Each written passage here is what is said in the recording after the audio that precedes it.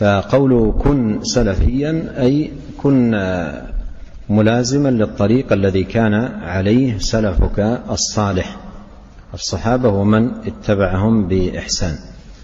ولا يمكن أن يصلح المرء إلا بذلك، كما قال مالك رحمه الله: لا يصلح آخر هذه الأمة إلا بما صلح به أولها، أي السلف. وكن سلفيا أي عقيدة وعبادة وخلقا، متأسيا بالسلف سالكا مسلكهم. ولا يكفي في هذا الباب مجرد الدعوة، هذه لا تفيد المرء.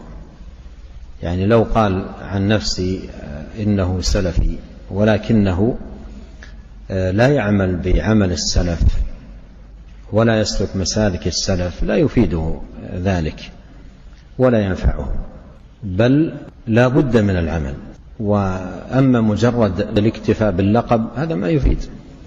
يعني بعض الناس قد يقول عن نفسي أنا سلفي وينام عن صلاة الفجر، يعني معروف عنه أنه يفرط في صلاة الفجر.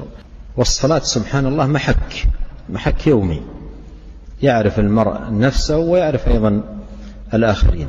فإذا نظر الآن مثلا في الصلاة ونظر في صلاة السلف كيف كانوا وكيف محافظتهم عليه، كيف محافظتهم على تكبيرة الإحرام،